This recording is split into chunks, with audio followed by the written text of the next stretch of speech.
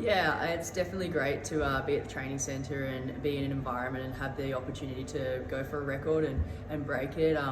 It certainly wasn't something that was on my agenda, and John, my head coach, he mentioned it to me before we did our piece, and I felt pretty good after the warm-up, and yeah, I just thought I'd have a crack, and came off in a good place, and I had the girls around me creating a good rhythm, so it was really easy just to lock on. And it wasn't easy, but it was a nice sweet rhythm to sit in, and it gave me a really good chance to push hard and kind of sickly enjoy the pain.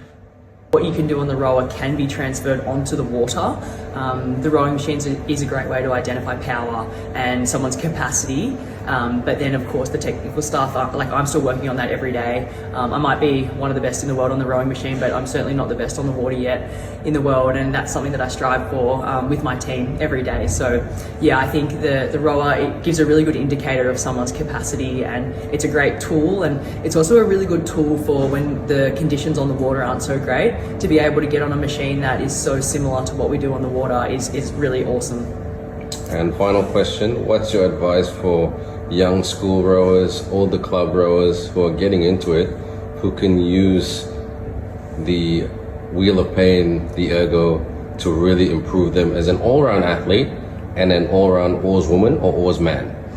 Yeah, I think with the rowing machine, having a good relationship with it, I think a lot of people create this anxiety with this machine because it's so hard, and I totally understand and can empathize with that. But the sooner you just surrender to that, the better you are, and just having a better understanding of yourself and how just accepting that some days you're gonna really light it on fire and then other days are gonna really hurt, and that's okay. You can ping pong between the two, but just showing up and being consistent and having good people around you. One tip is definitely to have a good playlist on. That certainly helps. So having good music and finding ways to not necessarily distract your mind, but having a good clear idea of what you're doing, having the music in the background, making it a little bit of fun, and like I said, having good people around you and setting nice rhythms. And you can learn a lot about yourself in these long training pieces. Like in a 30-minute piece on an ergo, you can't really hide. So you learn a lot about yourself and how you deal under pressure, and when the pain gets hard, what do? Do you push harder or do you ease off? And that's exactly what happens when you're racing. When boats are starting to push out in front, what are you going to do? So the rowing machine gives you that opportunity every day, and yeah, it really, that decision comes down to you. And if you're in a crew and you're training with your crewmates and you see them push hard, it inspires you to push harder.